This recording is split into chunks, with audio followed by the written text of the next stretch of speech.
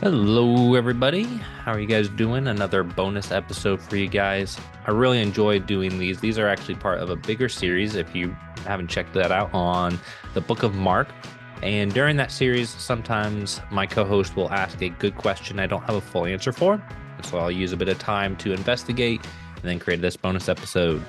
This time around, it's actually not a question she had, but just a feeling I had. We were in Mark chapters 9 and 10. And I felt like right there in the middle, there was just a bunch of stuff going on. I didn't feel comfortable, like I understood why the topics kept changing. Something seemed off. And Mark has been so organized, so methodical so far. I felt like there was something going on that was more structured that I was missing, and not that Mark was just shoving everything in, is what it felt like. I don't think that's what Mark was doing. So I said, I'm going to investigate this and make a bonus video. And that's what this is. And I love doing these bonus videos. They're shorter, it's easier reach for people because the other videos are longer, meant to have people doing a whole study. And I know not everybody right now can do it. But these are really good because they get me on cool topics. Like on one of them, I learned about the doctrine of perspicuity. And I never thought about that, never researched it. But because of our study through Mark and a question raised by Kaylee, I went and investigated it and learned a lot. So that's why I love doing these. And I hope you guys like them too.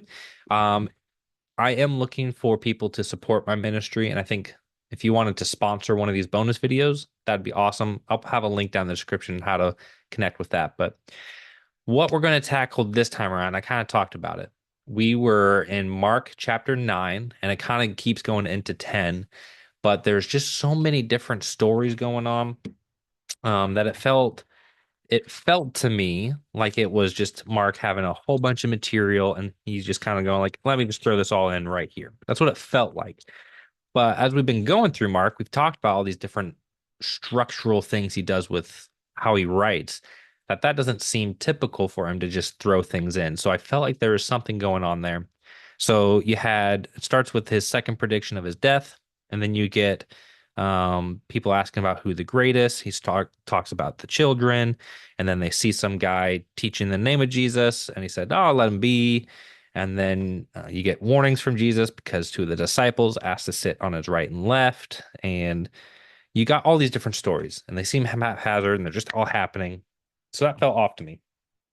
So I did some research and some digging, and I found out why that felt off to me. And as you probably saw from the thumbnail or the title of this video, it's because of chiastic structures or chiasms, which I have heard before because these are pretty prevalent in the Bible.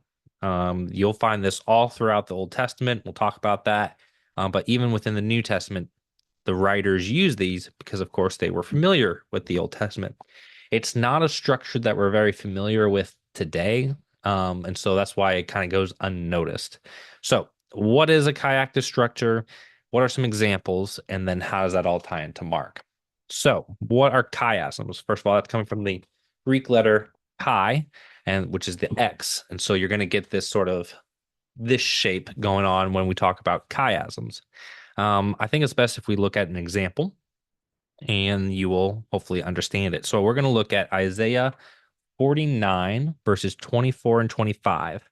I'll read it and put it on the screen, and then I'll show you how it's a chiasm. Can the prey be taken away?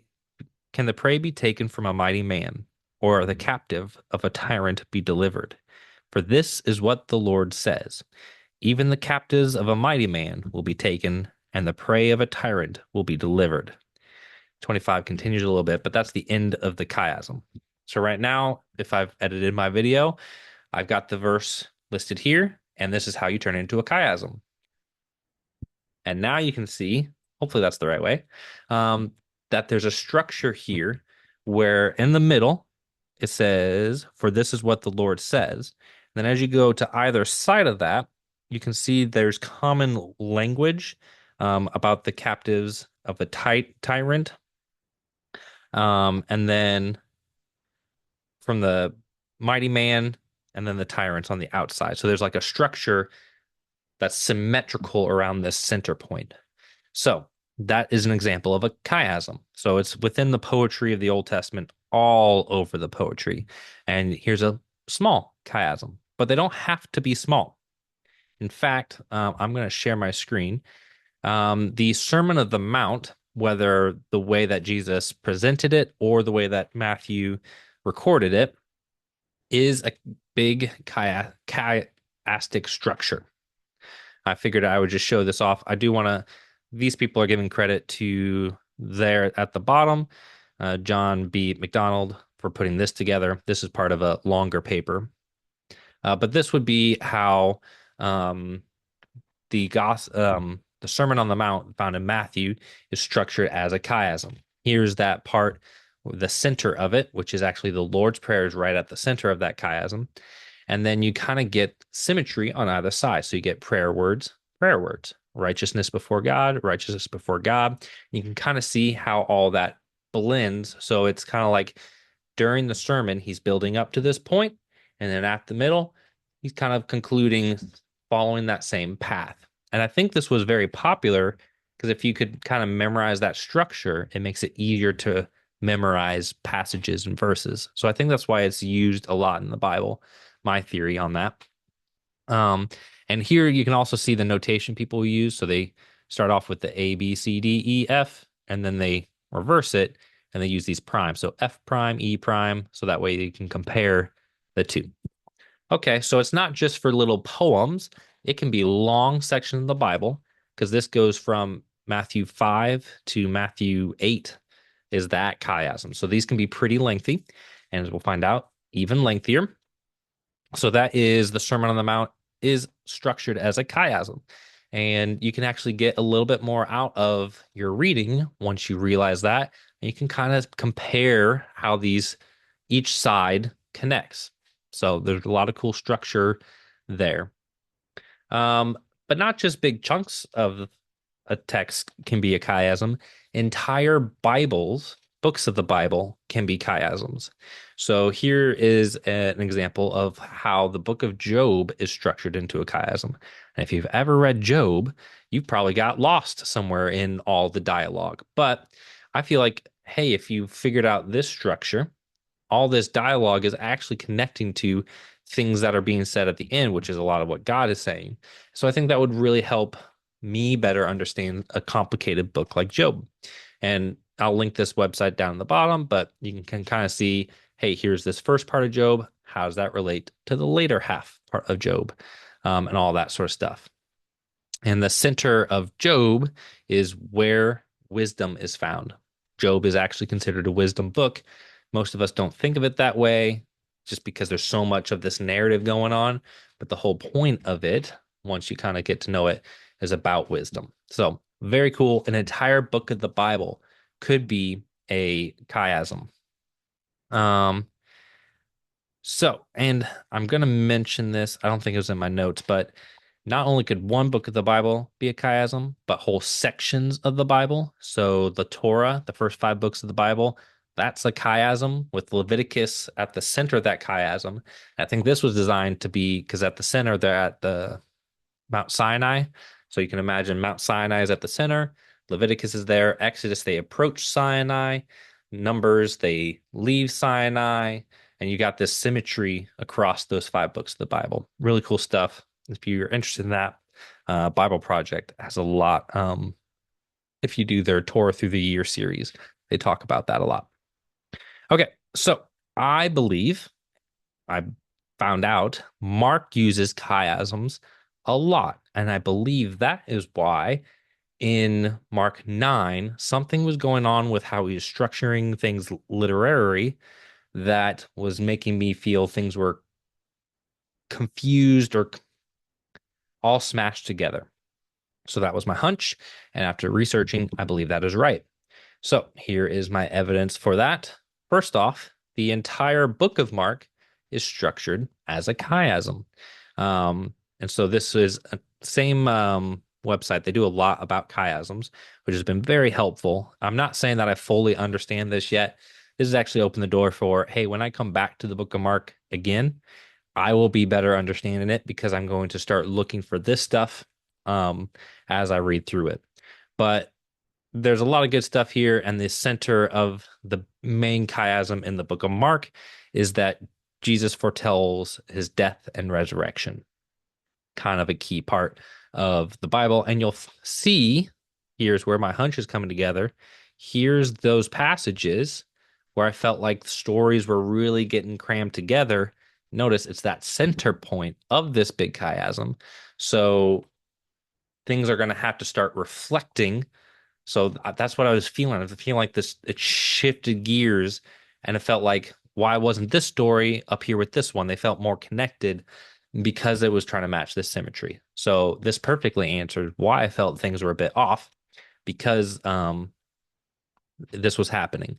And not only, so this website goes into much more detail. Not only is the whole thing structured as a chiasm, but I mean, it's broken up into two chiasms, three chiasms, four. There's all these sub chiasms. I don't know if all of these are meant to be there, but they see a lot of different chiasms in the book of Mark. So perhaps Mark was going overboard on the chiasms, or they've listed far too many. But um, there you go. There is at least evidence that chiasm is used a lot in the book of Mark. I want to show you guys. I'm actually going to hopefully put a card up here, but if not, a link in the description for Fig Tree Ministries. They have this great video that helped me out for how Mark uses chiasms, and they did it right off the beginning of the book of Mark, where you talk about the good news. John, there's a prophet in the wilderness, a voice crying out, proclaiming like the Messiah is coming. And then you get the baptism story. And then you get the reverse of all of that for the proclaiming. That's God proclaiming about Jesus, the voice of God about Jesus, Jesus going into the wilderness, and Jesus going out and proclaiming the good news. And actually, perfectly, I found this where he structures here. So this is the actual passage. And you'll see the way that you know that it's a chiasm is all the you'll get similar wording. So whole earth. You had this is actually an example from the Tower of Babel. I am sorry. This was his example from the book of Mark, and he'll highlight good news, good news. So Tower of Babel was a chiastic structure, but this is how he kind of talks about through the book of Mark. So that's how you know it's a chiasm is you got key words going on either side. And we've talked about some of these. We've been calling them Markan sandwiches. That's another, those are isolated incidents of Markan sandwiches. You have these common words that kind of clue you in that something's going on, and the main thing is in the middle. And then, so Mark does it in big passages, but he even does it in little passages as well. So I think I am done sharing my screen. I'm going to read to you guys Mark, verse 227. This is a very short chiasm. Then he told them, the Sabbath was made for man and not man for the Sabbath. This is a very short, doesn't even have a centerpiece where I'll do it like this. The Sabbath was made for man and not man for the Sabbath. You can kind of see that structure. Sabbath not made for man, man made for Sabbath. So very miniature chiasm right there. So all that being said, this is why I think in that particular passage, I felt a bit lost and confused because I think it was the intersection of not only the big chiasm for the whole book of Mark, but I think there were some other ones layered in there that it became a complex section that was meeting all these different points within chiasms. And there's even something called parallelisms, which is similar. And then there are some of those around that section too. So I think there's just a lot of literary structures that were happening all condensed. And that's what fell off to me. And so I'm not saying that I now fully understand that section, but now when I go back, I'm could have resources and ability to start notating what that looks like better. And so I'm really excited to next time I go through Mark, I am going to be looking for those because I think it's going to help me better understand not only this book, the Bible, but a lot of other books because there's a lot of chiasms. Not the whole Bible. Don't let somebody try to overdo chiasms for you. Like that one website might have overdone it. But I think there's something to that. And if you're thinking, really, do you think Mark would take the time to try to structure it this much. Like that seems like it'd take a lot of hard work. But I wanted to test this theory, and it's not a lot of hard work. In fact, this entire video was structured as a chiasm, and it didn't take me that long to do. And the way I did that was my intro was what are chiasms, and my outro was how I think chiasm affected Mark. And then I went small examples in the Bible to large sections of the Bible, and then I did large sections of Mark down to small sections of Mark. I made it a chiasm with the middle parts where I introduced my idea. That's why Mark was confusing to me. I did this as a chiasm, and it wasn't that hard. So I think Mark, who was trained in this style because it's all through the Old Testament, very smart writer, would have no trouble at all introducing these in very fun and creative ways. And I think that has opened the door for me for a lot of other investigations for other books of the Bible. And I hope maybe this is the first time you've heard of this and you're going, why has no one told me about these? And that's what I felt like. So happy to share it with you guys and check out those other resources.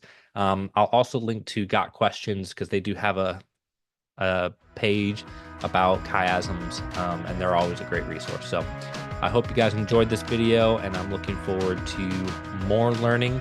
And in fact, for week 7, this topic of chiasms is critical for understanding prophecy, which is everyone's favorite topic. All right, that is all I got for you guys today, and I will see you in the next video. Bye.